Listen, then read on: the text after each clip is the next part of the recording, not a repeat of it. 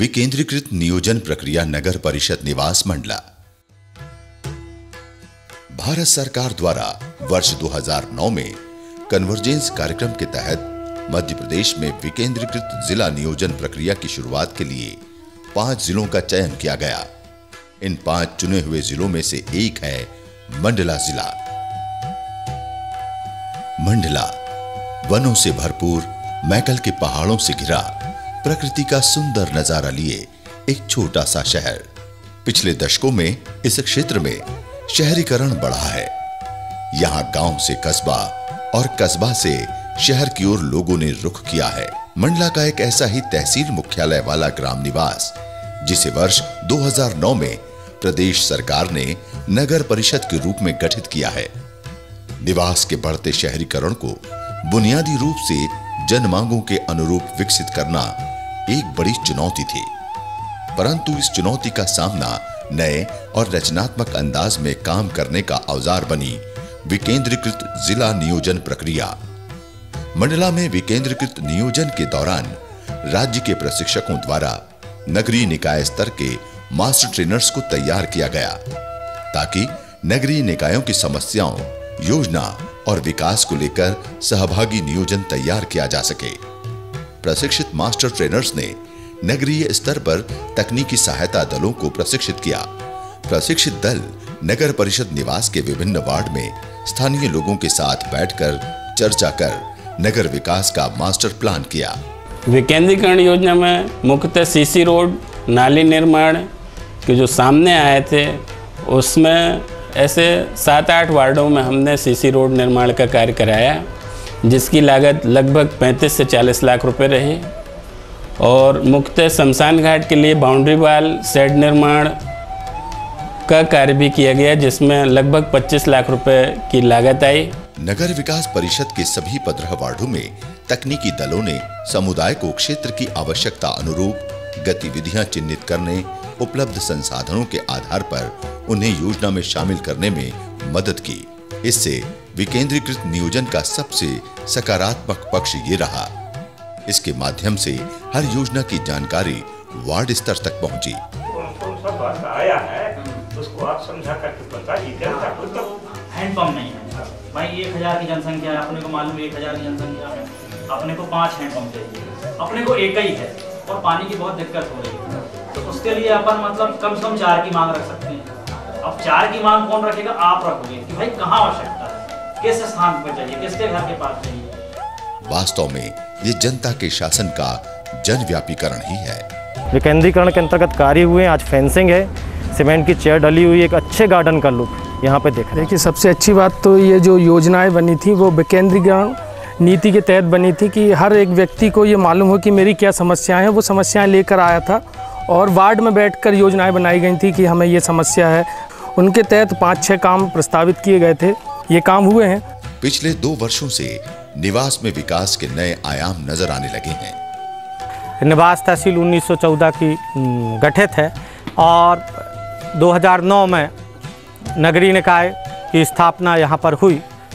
उस आधार पर परिवेश में परिवर्तन तो आया है। विकेंद्रीकरण योजना के अंतर्गत नगरीय निकाय में लोगों की जनभागीदारी और लोगों के परामर्श के अनुरूप जो योजना बनी, उनमें काफ़ी हद तक सफलता मिली है। तो पूरा विद्युतीकरण से परिपूर्ण निवास जो एक नगर के माफिक लगता है। लोगों के उत्साह में ये साफ दिखाई देता है। जितने ज़्यादा से ज़्यादा काम जो हम लोगों ने तय किए हुए थे, उनमें से अधिकांश कार्य पूर्ण हुए हैं। विशेषतः जो कंक्रीट वाले मार्ग थे, जिनकी हमने बात की थी वार्ड क्रमांक 10 में, उनका काम हुआ है। साफ़ सफाई नियमित हो रही है। इसके अलावा पीछे जो कुआं है, काफ़ी समय से बंद पड़ा हुआ था और उसमें उपयोग नहीं होता था, उसको चालू किया है। वे जानते हैं कि उनके गांव को अब नगर में बदलने की ये शुरुआत है। निवास नगर परिषद के वार्डों में तैयार योजना अब कार्य रूप में परिणित हो गई, क्योंकि नगर पंचायत बनने के बाद पहली बार इस प्रकार की बैठक हुई। उन लोगों को इसमें जानकारी में आया कि अगर अपन कोई अपनी समस्या रखते हैं तो उसका निदान भी तत्काल होता है। मतलब जो विकेंद्रीकरण के जो कार्य थे वो बढ़िया कार्य हुए। यहाँ विद्युत लाइन का विस्तार, पार्क की बाउंड्री, तार फेंसिंग, पक्की सड़क, खेल मैदान, पेयजल, मुक्तिधाम में बाउंड्री वॉल जैसे अनेक कार्य विकेंद्रीकृत योजना प्रक्रिया की सार्थक पहल बयां कर रही है। विकेंद्रीकृत नियोजन प्रक्रिया ने निवास जैसे छोटे शहरों को न केवल सीधे विकास से जोड़ा है, बल्कि बदलाव की ये कहानी को आगे बढ़ाया है।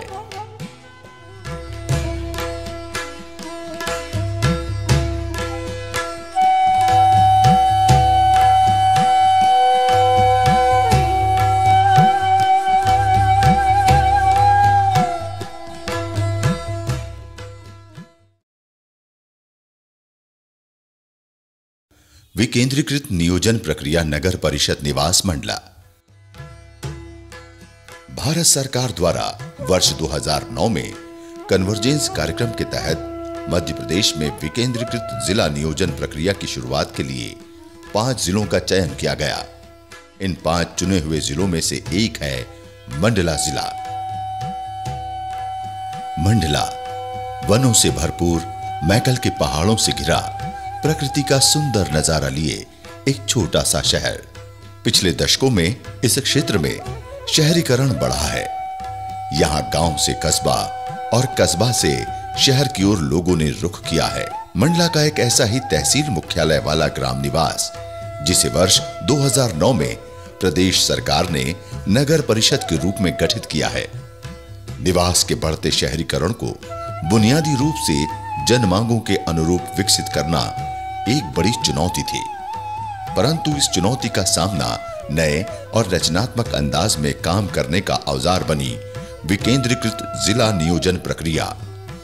मंडला में विकेंद्रीकृत नियोजन के दौरान राज्य के प्रशिक्षकों द्वारा नगरीय निकाय स्तर के मास्टर ट्रेनर्स को तैयार किया गया, ताकि नगरीय निकायों की समस्याओं, योजना और विकास को लेकर सहभागी नियोजन तैयार किया जा सके। प्रशिक्षित मास्टर ट्रेनर्स ने नगरीय स्तर पर तकनीकी सहायता दलों को प्रशिक्षित किया। प्रशिक्षित दल नगर परिषद निवास के विभिन्न वार्ड में स्थानीय लोगों के साथ बैठकर चर्चा कर नगर विकास का मास्टर प्लान किया। विकेंद्रीकरण योजना में मुख्यतः सीसी रोड, नाली निर्माण के जो सामने आए थे, उसमें ऐसे 7-8 वार्डों में हमने सीसी रोड निर्माण का कार्य कराया, जिसकी लागत लगभग 35 से 40 लाख रुपए रही। और मुख्यतः शमशान घाट के लिए बाउंड्री वाल शेड निर्माण का कार्य भी किया गया, जिसमें लगभग 25 लाख रुपए की लागत आई। नगर विकास परिषद के सभी 15 वार्डों में तकनीकी दलों ने समुदाय को क्षेत्र की आवश्यकता अनुरूप गतिविधियां चिन्हित करने, उपलब्ध संसाधनों के आधार पर उन्हें योजना में शामिल करने में मदद की।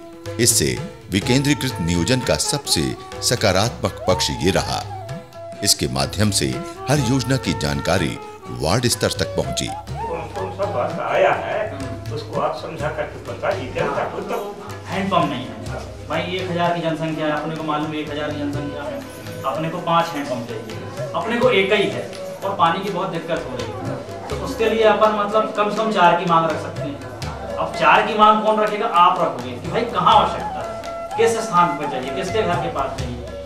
वास्तव में ये जनता के शासन का जनव्यापीकरण ही है। विकेंद्रीकरण के अंतर्गत कार्य हुए। आज फेंसिंग है, सीमेंट की चेयर डली हुई, एक अच्छे गार्डन का लुक यहाँ पे देख रहे हैं। देखिए, सबसे अच्छी बात तो ये जो योजनाएं बनी थी वो विकेंद्रीकरण नीति के तहत बनी थी कि हर एक व्यक्ति को ये मालूम हो कि मेरी क्या समस्याएं हैं, वो समस्याएं लेकर आया था और वार्ड में बैठकर योजनाएं बनाई गई थी कि हमें ये समस्या है।